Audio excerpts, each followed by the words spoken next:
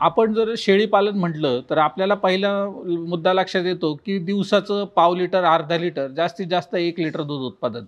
पण अनेक शेतकऱ्यांना हे माहीतच नाहीये की सानेन जातीची एक अशी शेळी आज भारतात देखील आपल्याला पाहायला मिळते की जिचं 3.5-4 लिटर पर्यंत दूध उत्पादन आहे.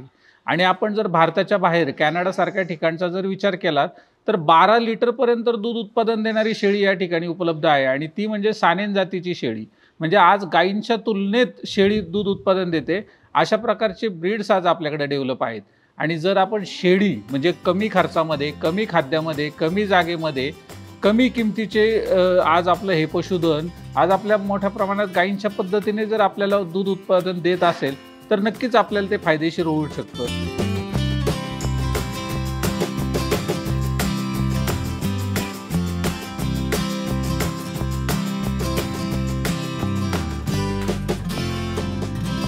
नमस्कार, माझं नाव धनेश पडवळ, कृषी विज्ञान केंद्र नारायणगाव पुणे या ठिकाणी पशुसंवर्धन विषय तज्ञ म्हणून मी कार्यरत आहे.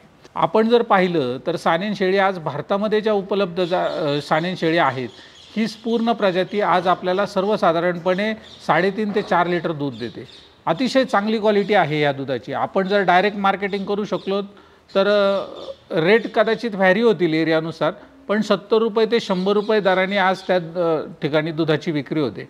डायरेक्ट आपल्याला आज कुठं उपलब्ध नाही, पण आपण जर हॉस्पिटल्स असतील किंवा काही ठराविक आजारांवरती त्याचा जो फायदा होतो अशा डॉक्टरांशी जर चर्चा करून आपण ह्या दुधाला मार्केटिंग करून उपलब्ध करून देऊ शकलो तर आज मार्केटमध्ये अनेक उदाहरणं आहेत की आज शेळीचं दूध 70 ते 100 रुपये लिटरनी विकत आहे. मग हे दुधाची विक्री होते. आज सानेनच्या शेळ्यांची जर पाहिली तर प्रचंड मोठी मागणी संबंध भारतामध्ये आहे.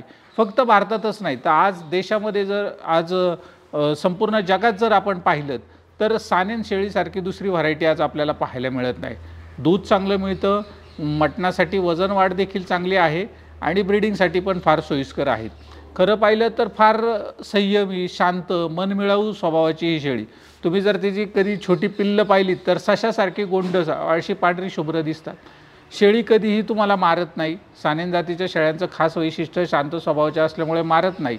तसं मूळतः जर पाहिलं तर सानेन व्हॅली स्वित्झर्लंड येथील ही मूळ जात.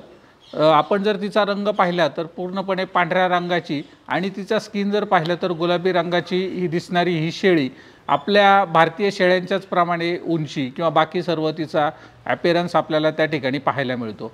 शिंगांच्या बाबतीत जर पाहिलं तर मूळ सानेन शेळीला शिंग पूर्वी नव्हते असं बऱ्याच वेळा शेतकऱ्यांचं म्हणणं येतं, पण असं नाही आहे. शिंग असणं आणि नसणं ह्या दोन्ही प्रकारात सानेन शेळी आपल्याला पाहायला मिळते, त्या ओरिजिनली आहेत. सानेन शेळी भारतात सुटेबल होईल का तर नारायणगाव येथील रूरल ॲग्रिकल्चर इन्स्टिट्यूट या संस्थेने 1972-75 पासून सानेन शेळ्यांचा परिसरामध्ये विकास केलेला आहे.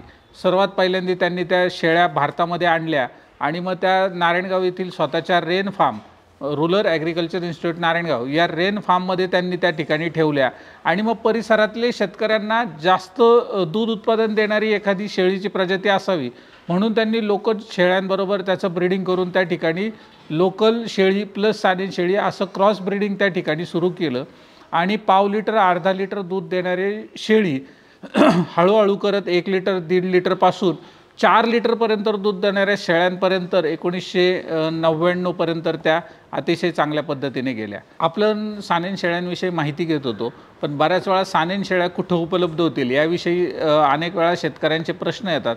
पण आपल्याला जर चांगल्या क्वालिटीच्या सानेन शेळ्या पाहायच्या असतील तर आपण नारायणगाव या ठिकाणी रूरल ॲग्रिकल्चर इन्स्टिट्यूट रेन ही जी संस्था आहे की ज्यांनी पहिल्यापासून सानेन शेळ्यांमध्ये काम केलेलं आहे ह्या ठिकाणी आलात तर त्यांच्याकडं प्युअर सानेन पाहायला मिळतील.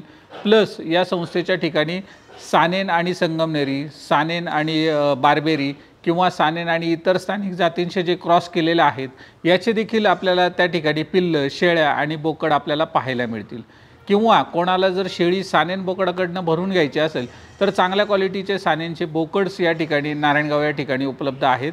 त्या ठिकाणी देखील आपण शेळी आणून आपण तिला भरून घेऊ शकता. आज आपण पाहतोय की बाहेरच्या देशांमध्ये 12 लिटरपर्यंत दूध देते. आज भारतातल्या ज्या काही ब्लड लाईन्स आहेत सानेनच्या ह्या आज आपल्याला 3.5-4 लिटर दूध देतात. किंवा आपल्या भारतीय स्थानिक ज्या शेळ्यांच्या जाती आहेत त्यांच्यासोबत जरी सानेनचा क्रॉस केला तरी आपल्याला एक स्टर्डी आणि अधिक दूध उत्पादन देणारा असं कॉम्बिनेशन मिळतं आहे. पण हे कॉम्बिनेशन करण्यासाठी त्याच्यात प्रॉपर ब्रीडिंग करणं गरजेचं आहे। आणि आज जर भारतातल्या शेळ्यांची उत्पादकता वाढवायची असेल तर असा एखादा चांगला ब्रीडिंग फार्म जर आपण सुरू करू शकलो तर फार चांगल्या किमतीने त्या ठिकाणी शेळ्यांची खरेदी होते। हे ब्रीडिंग फार्म तयार होणं किंवा तरुणांनी शेतकऱ्यांनी पुढे येऊन या ब्रीडिंग फार्ममध्ये थोडंसं लक्ष घालून असे डेव्हलप करणं हे गरजेचं आहे आणि त्यातनं सर्वात महत्त्वाचं फार चांगला आर्थिक नफा आपल्याला मिळतो। आपण आत्ताच पाहिलं तसं सानेन शेळ्या आपल्याकडं अनेक वेळा बाहेरनं आयात झाल्या, त्याचं चांगलं प्रोडक्शन मिळालं, भारतीय वातावरणाशी त्यांचं मिळतं जुळतं आलं आणि भारतीय शेळ्यांशी क्रॉस केल्यानंतर देखील फार चांगली प्रोडक्शन क्वालिटी आपल्याला भारतीय शेळ्यांमधली किंवा जी नवीन आपल्याला जनरेशन मिळाली त्याच्यामध्ये फार चांगली मिळाली।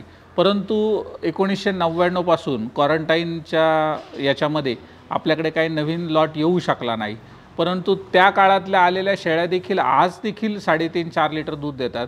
जर नवीन 12 लिटर क्वालिटीच्या शेळ्या भारतामध्ये आल्या तर कदाचित अजून या धंद्याला शेळी पालनाला मोठा स्कोप मिळू शकतो। त्याच्यामुळे जर शासकीय यंत्रणेच्या पातळीवरती क्वारंटाईनमधून यांना आपल्याला ग्रीन सिग्नल्स मिळाला आणि ह्या जर शेळ्या आपल्याला उपलब्ध झाल्या तर नक्कीच या ठिकाणी भारतीय शेळीपालनातलं चित्र आपल्याला काहीतरी वेगळं दिसू शकतं। शेळ्या जरी नाही आल्या तरी सिमेन जरी आपल्याला उपलब्ध झालीत आणि ते सिमेन आपण आपल्या उपलब्ध शेळ्यांना भरून जर आपण त्याच्यामध्ये आपण वाढ करू शकलो तर नक्कीच आपल्याला या ठिकाणी शेळीपालनामध्ये एक वेगळ्या प्रकारचं चित्र म्हणजे आज 4 लिटरवरून आपण 6 लिटर 8 लिटर 10 लिटरपर्यंत दूध उत्पादन देणाऱ्या शेळ्या असं जर काही झालं तर माझं असं मत आहे की शेळी ही गरिबाची गाय म्हटली जाते।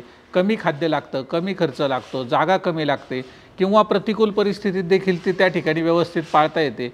मग अशा ठिकाणी ग्रामीण भागासाठी गरिबांच्या घरी किंवा ट्रायबल जे बेल्ट्स आपल्याकडे आहेत, आदिवासी पट्ट्या आहेत, अशा सर्व ठिकाणी जर अशा अधिक दूध उत्पादन देणाऱ्या शेळ्या जर जाऊ शकल्या तर आपण दुधाचं उत्पादन वाढवू शकतो। त्या आदिवासी किंवा गरीब कुटुंबांमध्ये जे कुपोषण होतं हे कुपोषण आपण या ठिकाणी कमी करू शकतो, कारण की दूध हे पूर्णान्न आहे। दुधाच्या माध्यमातून आपण त्यांची गरज किंवा त्या एरियातली गरज भागवू शकतो। आज ना उद्या शाळांमध्ये मिड डे जसं चालू असतं की दूध सप्लाय किंवा अन्य काही अशा ठिकाणी छोट्या छोट्या मुलांना त्या ठिकाणी दुधाचा सप्लाय आणि एक अर्थव्यवस्था चांगली बिल्ड होईल अशा स्वरूपाचं काम या ठिकाणी उभं राहू शकतं।